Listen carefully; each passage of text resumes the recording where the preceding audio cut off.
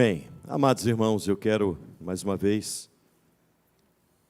saudá-los com a paz do Senhor Jesus Cristo, sabendo que já fomos assim saudados no princípio deste culto. Essa é nosso culto matinal. E no culto matinal, conforme já sabido, já conhecido de todos, estamos aprendendo no livro de Atos dos Apóstolos. Estamos trazendo uma mensagem expositiva de todo o livro de Atos dos Apóstolos. E agora nós vamos iniciar Atos capítulo 4. O objetivo de nós conhecermos o livro de Atos, eu falei a princípio, é que através do livro de Atos pode-se compreender aquilo que os apóstolos escreveram nas epístolas, porque há uma correlação entre a doutrina ensinada nas epístolas escritas e a maneira como o povo de Deus vivia ou viveu no primeiro século da igreja. Portanto, é de suma importância, de extrema relevância, nós conhecermos a história do livro de Atos. Eu já falei que o livro de Atos é um livro histórico, e que, obviamente, trata dos primeiros passos da igreja, de como a igreja ela se comportou diante dos problemas, da adversidade, como foram ensinados e como eles, assim, eram vistos pelo mundo. Então, vamos ao texto sagrado. Eu creio que hoje, possivelmente, vamos tentar chegar até o versículo 31. Vamos tentar assim fazê-lo. A princípio, leremos verso 1 até o verso 4. Depois, daremos sequência. Os irmãos, por gentileza, mantêm suas Bíblias abertas para averiguarem e lerem juntos a palavra de Deus e assim podermos, de forma progressiva, fazer a exposição das Sagradas Letras. Diz assim a palavra de Deus, Atos capítulo 4, verso 1. Falavam eles ainda ao povo quando sobrevieram os sacerdotes e o capitão do templo e os saduceus, ressentidos por ensinarem eles, o povo, e anunciarem em Jesus a ressurreição dentre os mortos.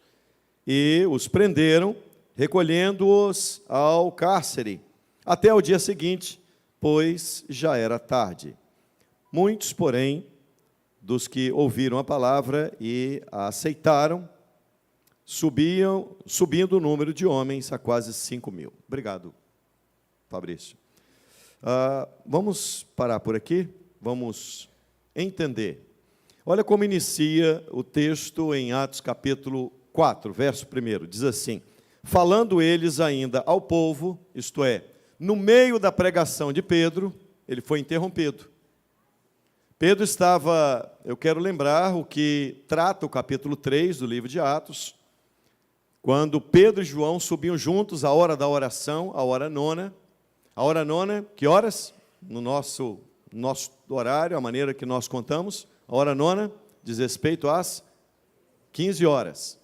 Então, Pedro e João, mantendo aquela tradição judaica de orar 3 vezes ao dia, subiam juntos ao templo, a hora da oração, a hora nona, quando então um coxo pediu-lhes que lhes dessem alguma coisa.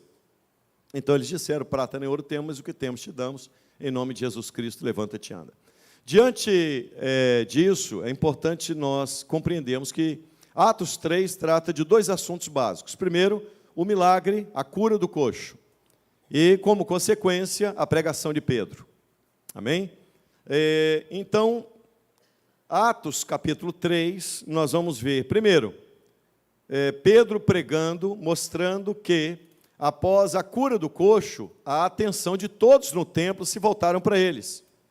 E então Pedro é enfático em dizer que o que aconteceu aqui não é alguma coisa que veio da nossa parte.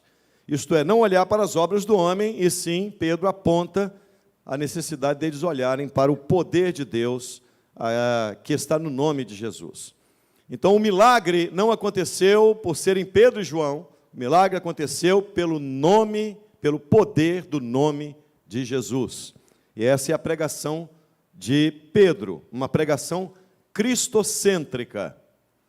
Isto é, Pedro não se utilizou da atenção voltada para eles para dizer que eles eram apóstolos, que eles significavam alguma coisa, não.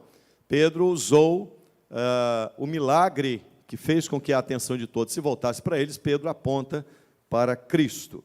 E aí Pedro vai citar, então, os patriarcas, Abraão, Isaque e Jacó, porque isso era importante dentro da pregação. Lembram-se que, quando Deus se revela a Moisés, lá a sarça está ardendo, e Deus fala com Moisés, dizendo: eu sou o Deus de Abraão, de Isaque e de Jacó. Então, é uma expressão que faz uma correlação direta com a história de Israel.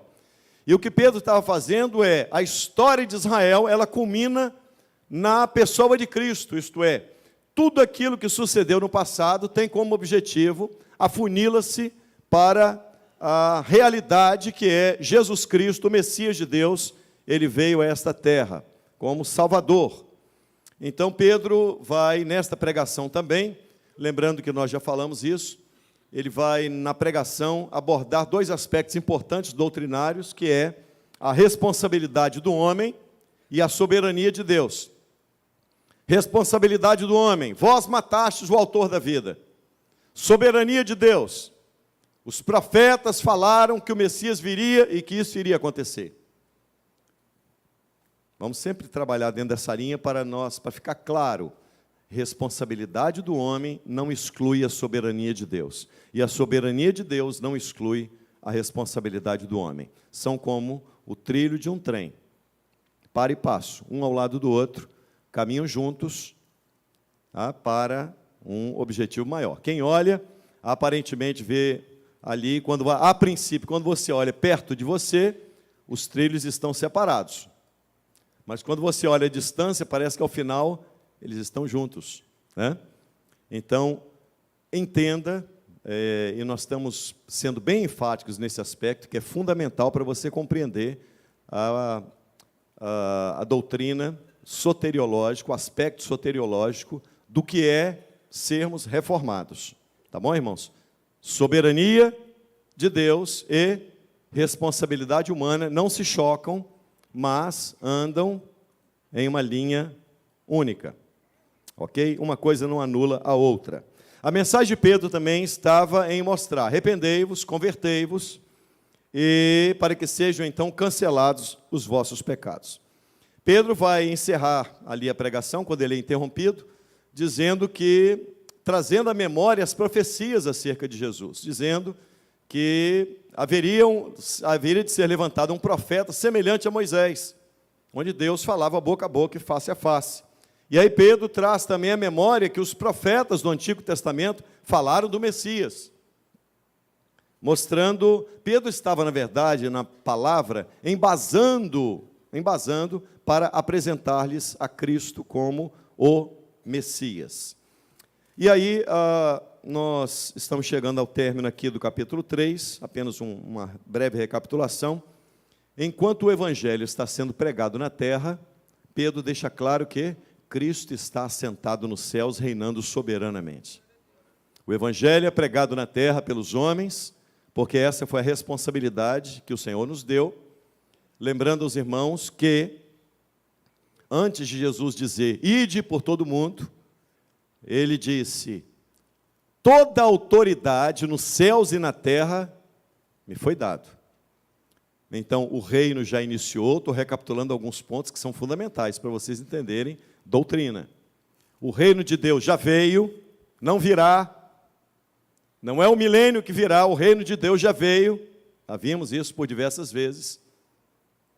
Desde Jesus deixou claro, o reino está entre vós, o reino já veio.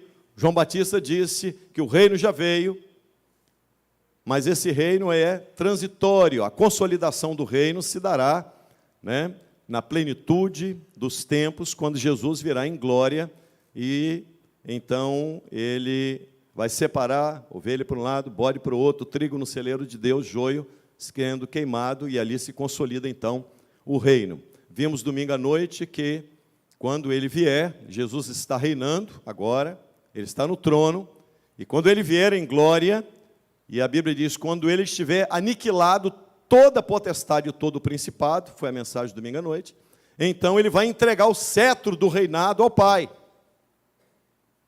Amém, irmãos? Está todo mundo lembrado disso?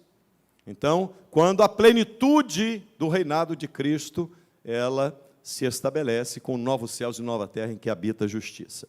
Então, capítulo 25, o verso 25 do capítulo 3, diz que a promessa de Deus estava ali, já feita, que Deus haveria de abençoar todas as famílias da terra, mostrando que o Evangelho, ele seria estendido a todos os povos, e não apenas restrito ao povo de Israel. Enquanto Pedro pregava, é isso que está dizendo o capítulo 4, verso 1,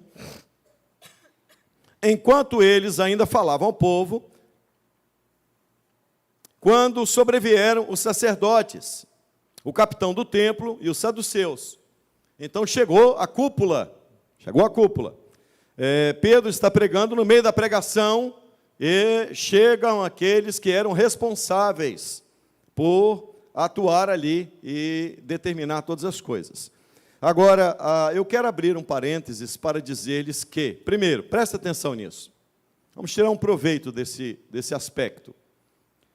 Nenhuma intimidação, nenhuma perseguição, nunca detiveram a igreja de Deus. O que detém a igreja de Deus não são as lutas nem as provas. A única coisa que pode acabar com a igreja de Deus são heresias, é apostatar da fé, é abandono das Sagradas Escrituras, não perseverar na doutrina apostólica. Isso destrói a igreja. A igreja não é destruída por lutas. A igreja sempre enfrentou lutas e provas, e a igreja, ela sempre venceu em meio a todos os obstáculos que surgem. Então, eles não recuaram. A igreja, em momento algum, vai recuar. Aliás, Jesus já havia preparado eles para isso. Jesus já havia dito, no mundo tereis aflições, mas tenha bom ânimo, eu venci o mundo. Jesus também disse no sermão, Mateus 24, vós sereis odiados por todas as gentes. Jesus disse que eles seriam colocados diante das autoridades e eles testemunhariam com poder. Lembram-se que Jesus disse isso? Naquele dia, naquele momento em que vocês fossem colocados diante das autoridades, vocês vão falar com autoridade, no meu nome. Então Jesus, ele disse, eu tenho autoridade, e ele então atribui, capacita os seus discípulos com a autoridade que é dele. Por isso, tudo que eles fizeram, por isso o coxo se ergueu pelo poder do nome de Jesus, a autoridade de Jesus. Amém, irmãos? Eu quero lembrar como inicia o livro de Atos, para fazer uma ligação. Aquilo que Jesus começou a fazer, não é assim que inicia? Atos capítulo 1. Aquilo que Jesus iniciou, ele começou, mas ele continua realizando a obra. Quem faz a obra é ele. Ele é a fonte, nós somos apenas o veículo. Ele usa quem quer e quando quer. A bênção de Deus não depende de ninguém, unicamente da fonte que é Cristo.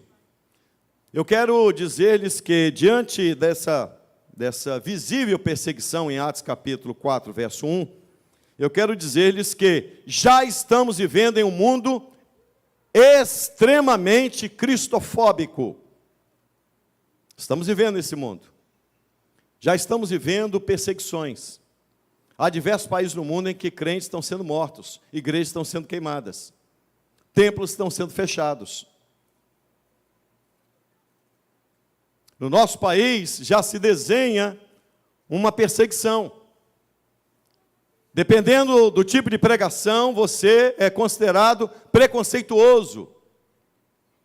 Dependendo do tipo de pregação, você pode até a maneira como as coisas estão caminhando, até responder processo, até, quiçá, ser preso. E eu quero dizer para a igreja que nenhuma perseguição pode deter a igreja. nenhum tipo de intimidação pode deter a igreja. A igreja do Senhor, ela precisa estar firme, conhecendo a palavra, cheia do Espírito Santo, para que no momento da prova, ela se posicione e continue pregando o mesmo evangelho.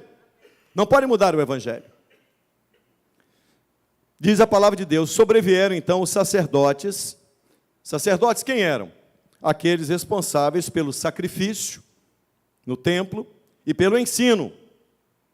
Os que estavam a serviço ali. Lembram-se que havia uma mudança de sacerdotes? Os sacerdotes, havia um substituiu o outro, né, para que houvesse sempre os sacerdotes no templo, né? E, obviamente, aqueles que estavam ali relataram de imediato o milagre acontecido, a pregação de Pedro, e então sobrevieram os sacerdotes, não apenas o grupo que estava ali naquele momento, o capitão do templo e os saduceus. Vamos entender. Os sacerdotes quem eram? Já falei, os responsáveis pelo sacrifício, pelo ensino ao povo. O capitão do templo era um levita, encarregado de cuidar, de zelar pelo templo, e o capitão do templo só estava abaixo do sumo sacerdote, apenas do sacerdote. Isso na hierarquia judaica. Ele foi convocado, certamente, o capitão do templo foi convocado, porque não era apenas quem cuidava do templo naquele momento, era o capitão, era o chefe de toda a guarda do templo. Então ele foi convocado, o chefe dos guardas, para garantir a segurança, porque eles entendiam que os apóstolos eram uma ameaça. Uma ameaça. E o outro grupo que estava ali, sacerdotes, capitão do templo e os saduceus. Os saduceus, havia entre os sacerdotes aqueles que eram da linha dos saduceus. Inclusive, presumidamente, entende-se que os saduceus vêm da linhagem do sacerdote Zadok. E os saduceus eram um grupo, uma seita, que, por assim dizer, eles só aceitavam os 5 primeiros livros da Bíblia, o restante eles rejeitavam todo, todos os escritos dos profetas eles rejeitavam, criam apenas nos 5 primeiros livros da Bíblia, escrito por Moisés, né, o chamado Pentateuco. Eles não criam na ressurreição dos mortos, os saduceus, também não criam nem o Espírito, nem anjo. E é importante lembrar que eles eram muito bem relacionados, faziam parte da elite sacerdotal, e tinham um bom trâmite com as autoridades romanas. Então chegaram esses 3 grupos aqui, sacerdotes, capitão do templo e os saduceus. Vamos agora ao verso 2. Olha como eles chegam, ressentidos por ensinarem o povo. Havia o motivo pelo qual eles estavam ali, para abafar aquela situação, era, primeiro, eles estavam ressentidos por ensinarem, porque a responsabilidade de ensino, eles entendiam, é nossa, não é deles. Então eles estavam ressentidos porque os apóstolos estavam ensinando no templo, assumindo na cabeça deles uma função que era deles, a função de ensinar, e não cabia aos sacerdotes. E outro motivo do ressentimento deles, está logo abaixo, está logo em seguida, ressentidos por ensinarem eles, o povo, e ensinarem em Jesus a ressurreição dentre os mortos. O ressentimento deles era, primeiro, vocês não são aqueles que devem ensinar o povo, somos nós. Segundo aspecto, o que vocês estão ensinando nos incomoda, nós não aceitamos. Qual era a mensagem central do ensino dos apóstolos? Jesus morreu e ressuscitou. Essa é a mensagem central. E eles vão dizer exatamente isso. Por anunciar a Jesus, a ressurreição, em Jesus, a ressurreição dentre os mortos. E eu quero lembrar, olha que coisa sutil, porque os saduceus não criam na ressurreição dos mortos. Não criam na ressurreição dos mortos. E é por isso que a mensagem de Pedro é cristocêntrica e fala exatamente desse aspecto que os mortos em Cristo serão ressuscitados. Prossigamos. Verso 3, e os prenderam, recolhendo-os ao cárcere até o dia seguinte, pois já era tarde, Irmãos, que horas iniciou todo esse processo que vimos?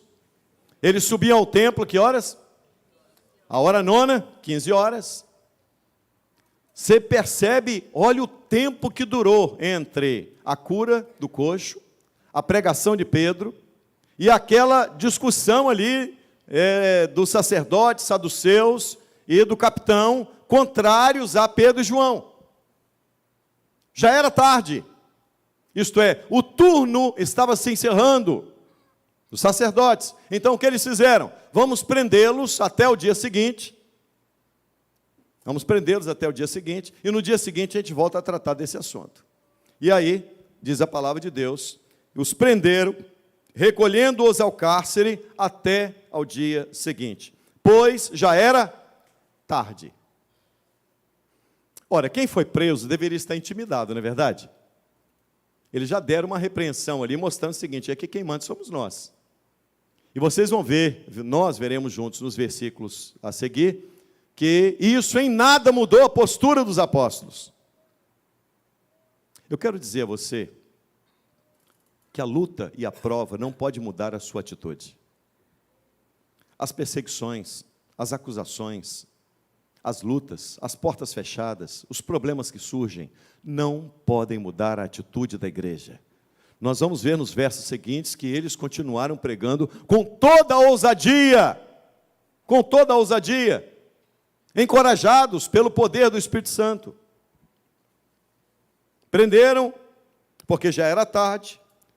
Agora o verso 4, apesar deles terem chegado e promovido aquele momento de levando os apóstolos Pedro, só que eles chegaram um pouco tarde, porque Pedro já havia pregado e um grupo já havia crido. Muitos, porém, dos que ouviram a palavra, a aceitaram. Muitos a aceitaram. Olha que maravilha.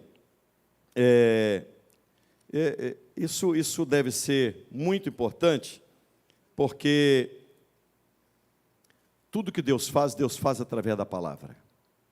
Eu já disse aqui em outras oportunidades e reitero, o milagre é apenas um sinal, guardem bem isso.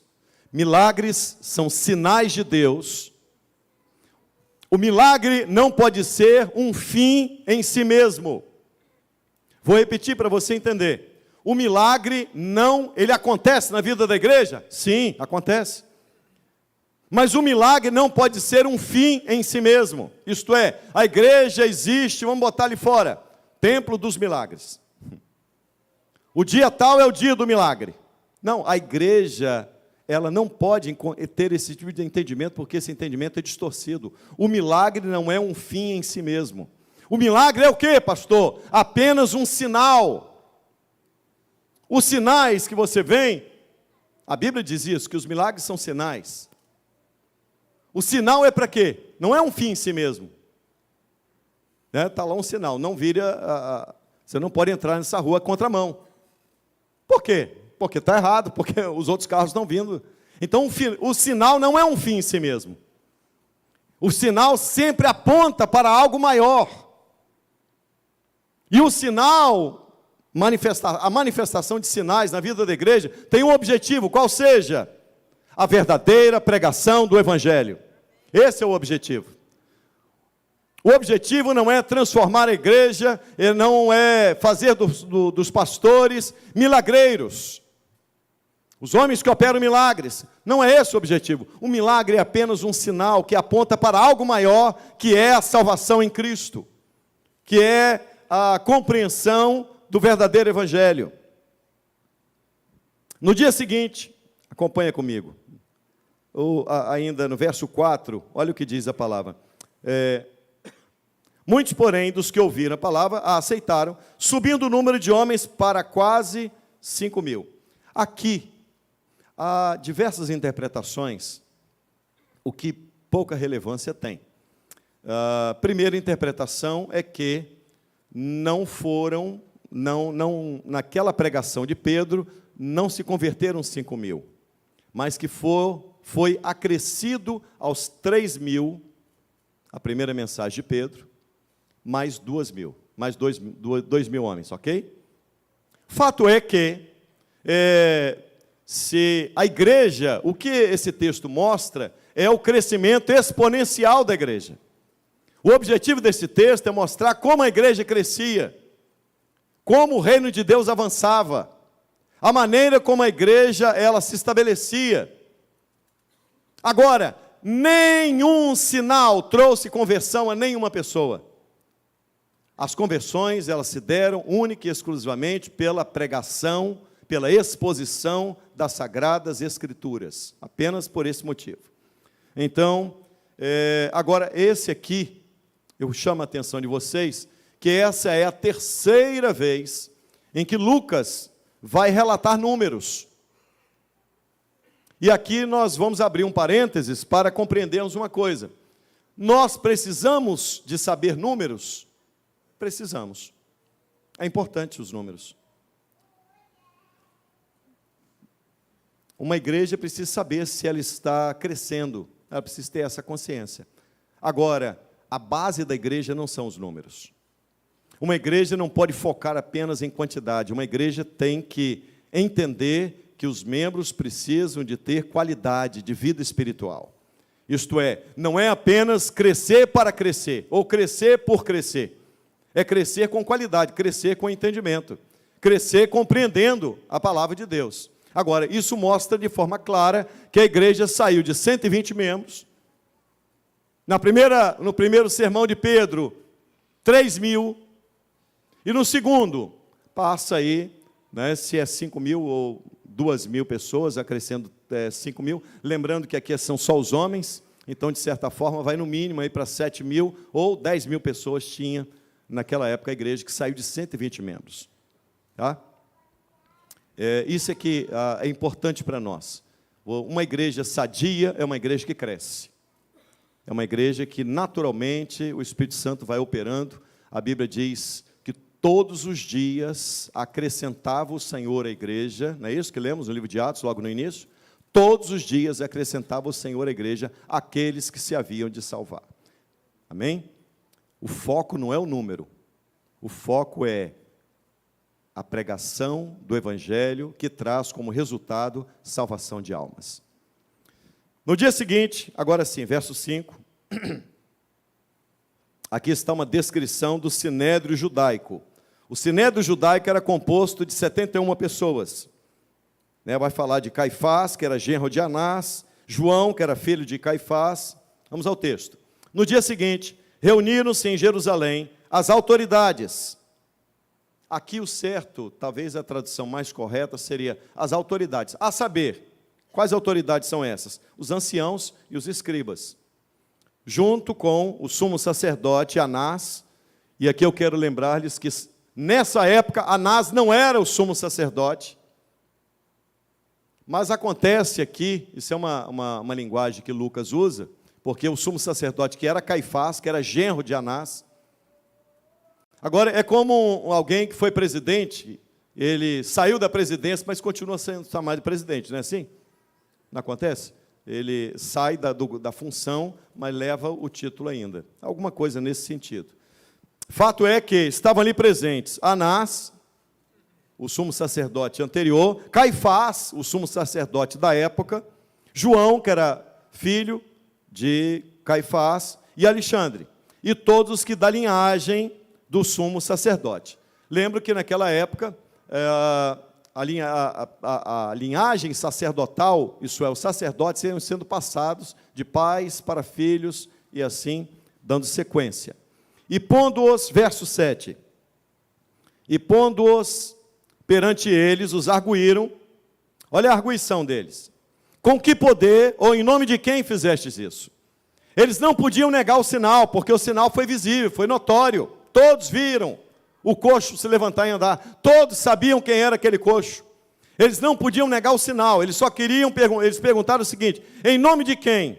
Isso é, quem lhes deu poder e autoridade para que esse sinal fosse feito? Era esse o questionamento, a arguição. Com que poder ou em nome de quem fizestes isso? Então, olha que coisa extraordinária, preste atenção no verso 8. Então Pedro, leia comigo aqui, todo mundo junto. Então Pedro, que? Só essa parte. Cheio do Espírito Santo. Então Pedro, de que maneira? Cheio do Espírito Santo. E aqui eu vou abrir um parênteses para dizer-lhes que, primeiro, você vai ver na palavra de Deus, no dia de Pentecostes, o batismo, a expressão batismo. Jesus disse isso, batismo. O batismo é apenas um ato iniciatório. Depois você não vai ver mais essa expressão. Por exemplo, uma pessoa para fazer parte da igreja visível, ela precisa ser batizada, né? Então, vamos corrigir alguns termos que eles aprenderam errado? Senhor, renova o batismo com o Espírito Santo. Está totalmente errado, filho. Porque batismo é uma experiência iniciatória. O que acontece depois? O enchimento do Espírito Santo precisa continuar existindo. Amém? Batismo é uma experiência iniciatória, é o início. Tá? É o início, é o começo de tudo. E depois, abandona-se? Não, não, não. Agora, a igreja que foi batizada com o Espírito Santo, ela agora ela continua sendo cheia do Espírito Santo. Lembra o que está escrito, Efésios capítulo 5, verso 18? Não vos embriagueis com vinho, em que há dissolução, isto é, no vinho há uma vida dissoluta. Vou abrir um outro parênteses, que as pessoas às vezes têm curiosidade de saber. Na época de Jesus, o vinho tinha teor alcoólico? Sim, tinha. Então é proibido? É pecado? Não. Vou responder então o que alguns devem estar pensando. O senhor bebe? Não.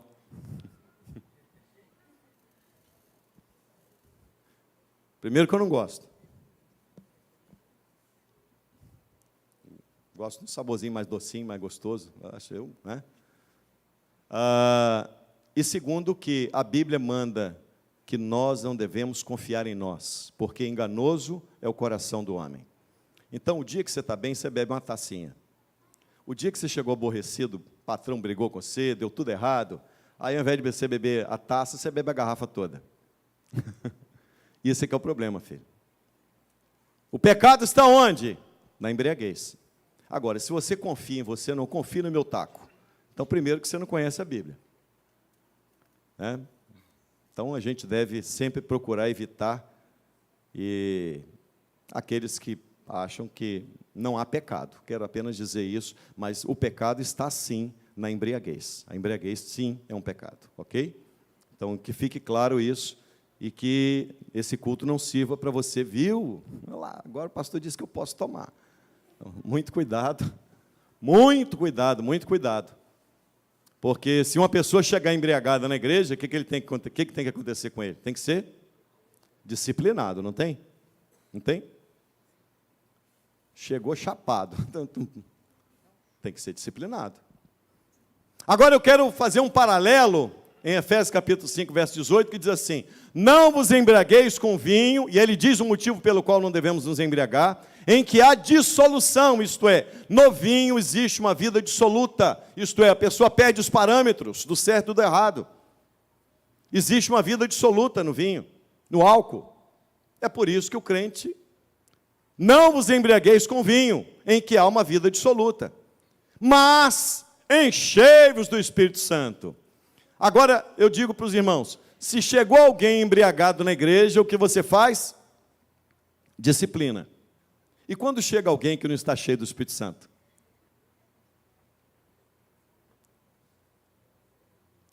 Porque está dentro do mesmo viés. Não vos embriagueis com vinho, ordem, imperativo. E logo após, enchei-vos do Espírito Santo, ordem, imperativo. A igreja precisa de compreender que Deus quer cada um de nós estejamos cheios do Espírito Santo. Então você já foi batizado com o Espírito Santo operou na sua conversão, e agora você precisa do enchimento do Espírito Santo. Precisamos estar cheios do Espírito Santo. E é assim que começa o verso 8.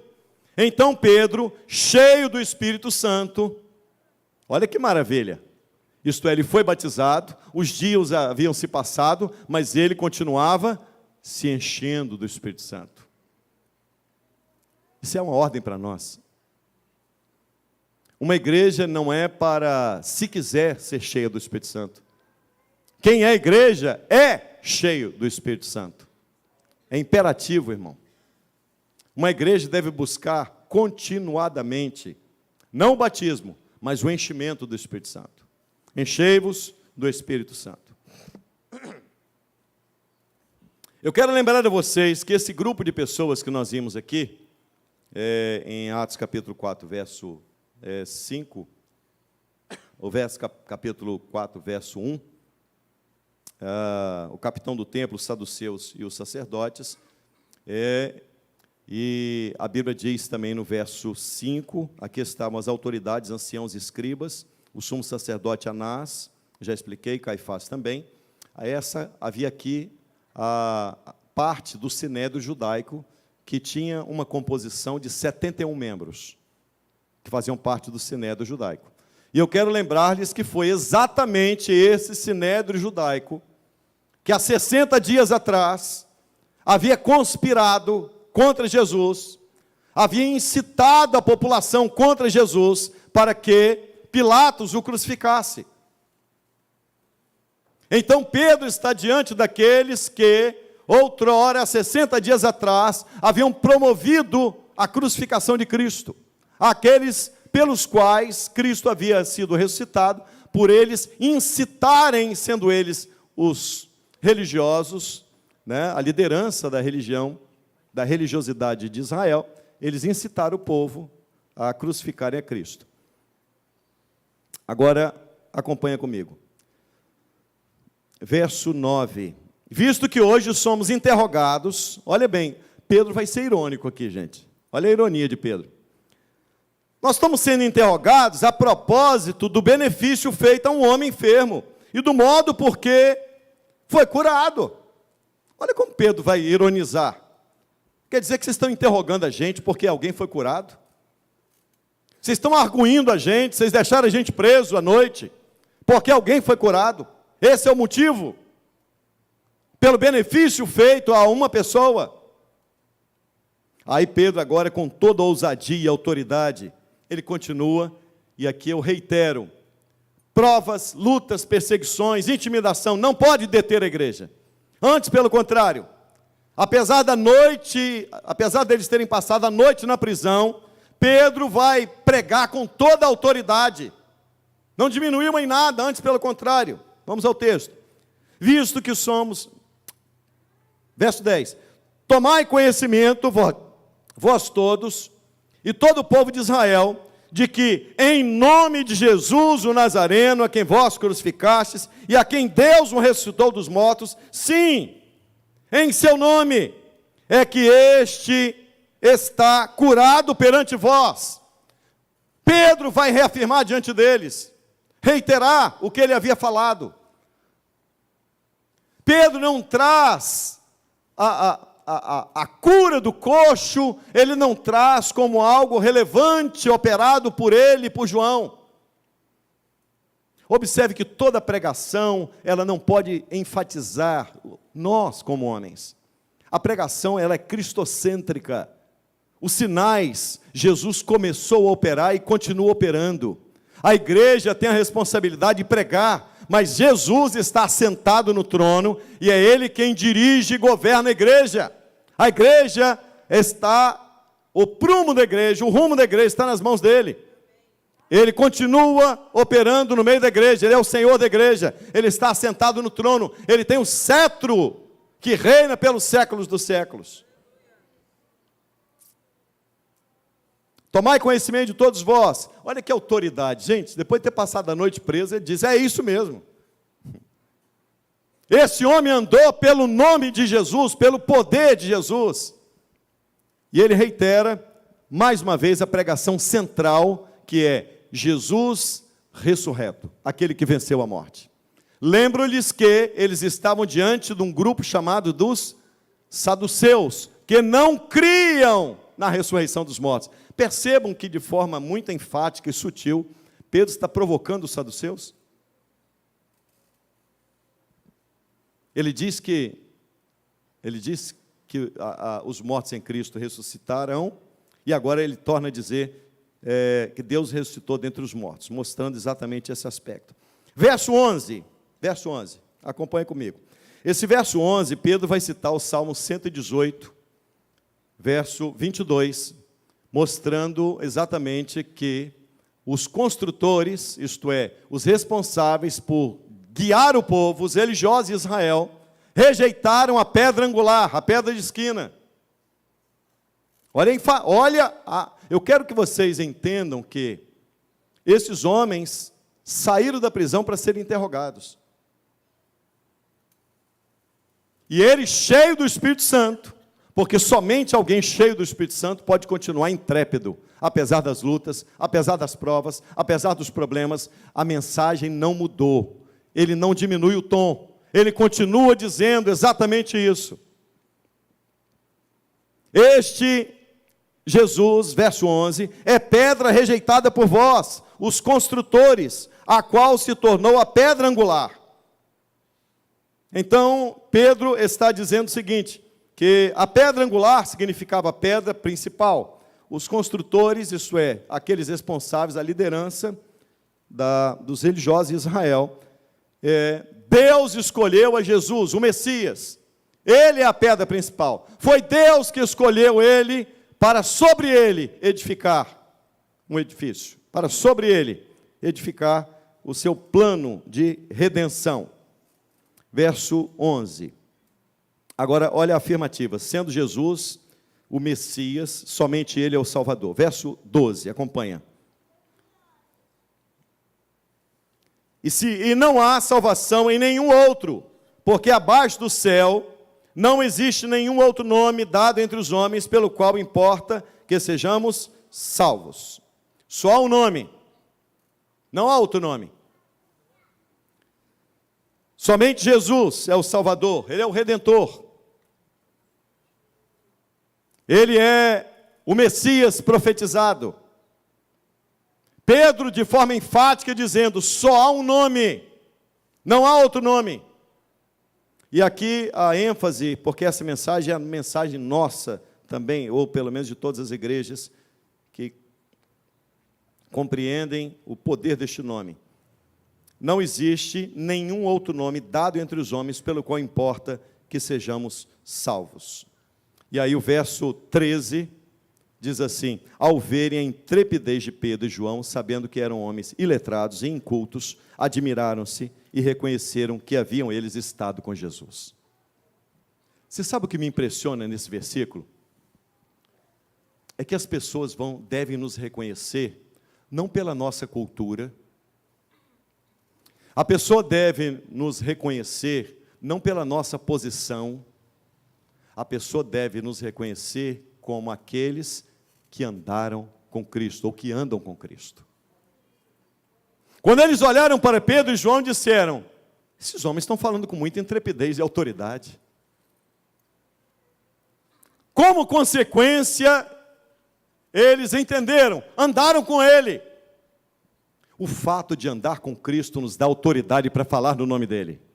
O fato de andar com Cristo nos dá condição, intrepidez para pregarmos em nome dele. Isto é, o mundo precisa de ver em nós e saber, andamos com ele. E é por isso que pregamos acerca dele.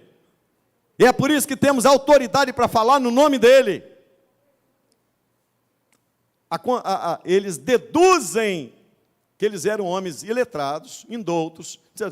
Falar com essa intrepidez é porque andaram com Jesus.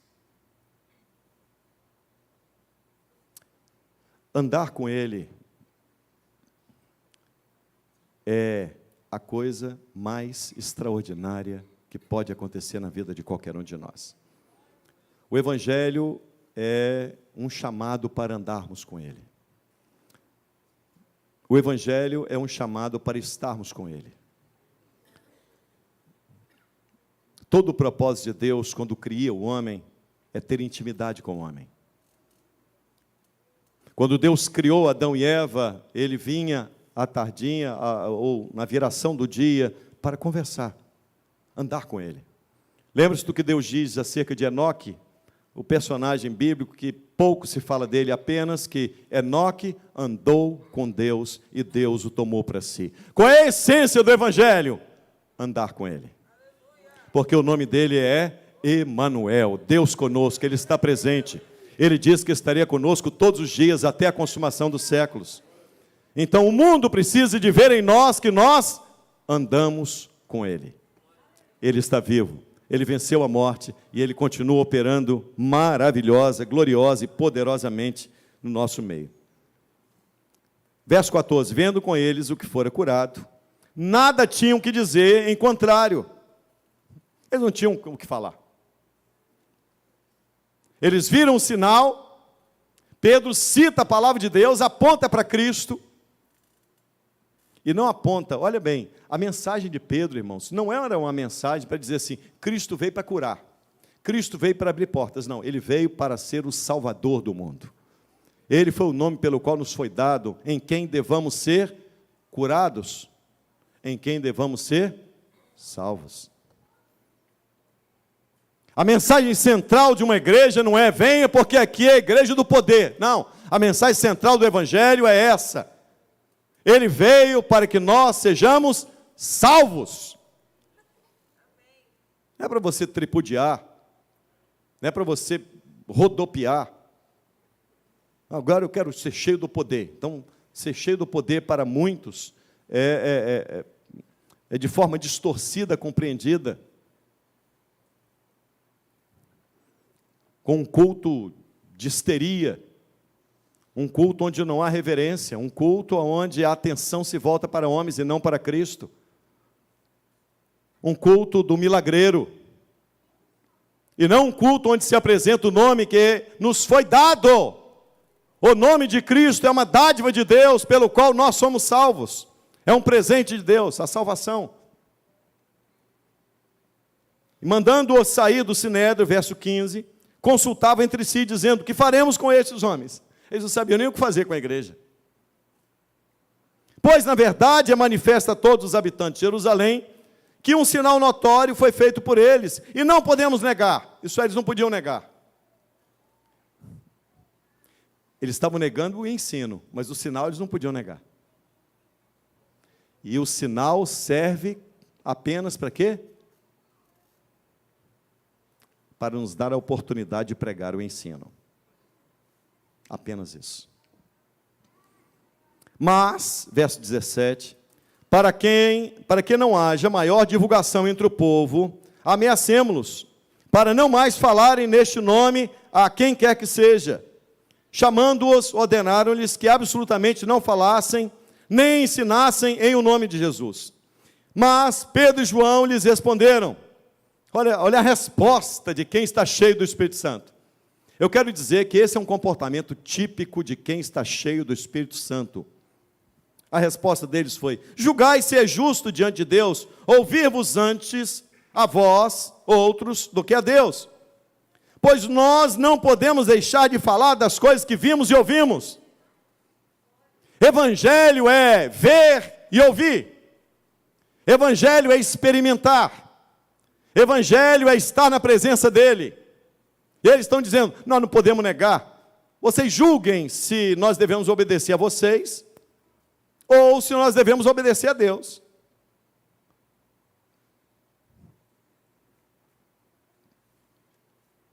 Pois não podemos deixar de falar das coisas que vimos e ouvimos.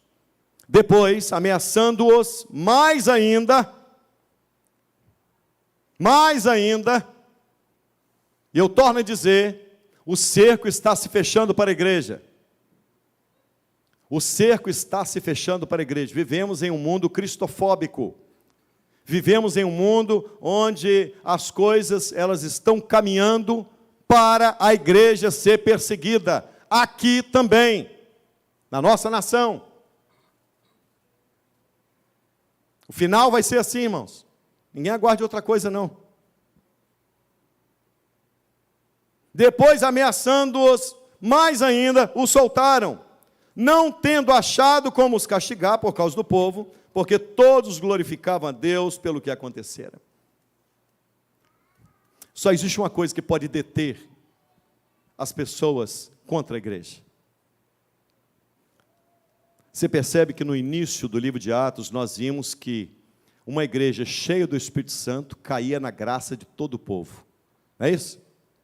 E agora? Agora todo o povo estava glorificando a Deus pelo sinal que acontecera. Isto é, a igreja continuava achando graça aos olhos de todos. Por que a igreja achava graça? Porque todos viam em cada um membro da igreja a pessoa de Cristo. Todos glorificavam a Deus pelo sinal que acontecera. Ora, tinha mais de 40 anos aquele em quem se operara essa cura milagrosa. Pois bem, vamos encerrar aqui, vamos dar glória ao Senhor. A igreja vai estar em pé.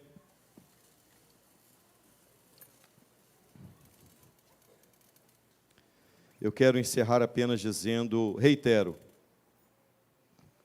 o meio pelo qual houve salvação e continua havendo é a pregação da palavra de Deus. Os milagres em si não têm poder para salvar ninguém. O milagre não é um fim em si mesmo, já disse. Reuniões de milagreiros acontecem diariamente no meio evangélico. Reuniões onde se anuncia apenas milagres, milagres, milagres. Sem pregação do evangelho, só milagre. Aqui é a igreja do poder. O milagre é só um sinal. O objetivo central é a pregação do evangelho. Porque o objetivo maior de Deus é chamar justos ao arrependimento. A prova é que Cristo está vivo, Ele começou a fazer, Ele continua fazendo, Ele haverá de fazer até o grande e glorioso dia da igreja, quando seremos arrebatados, estaremos para sempre com Ele. Senhor, clamamos por um momento especial, para vivermos na Tua presença, conforme bem lhe apraz. Para isso, glorifica o Teu nome em nós, através da Tua palavra, molda o nosso caráter, em nome de Jesus. Amém.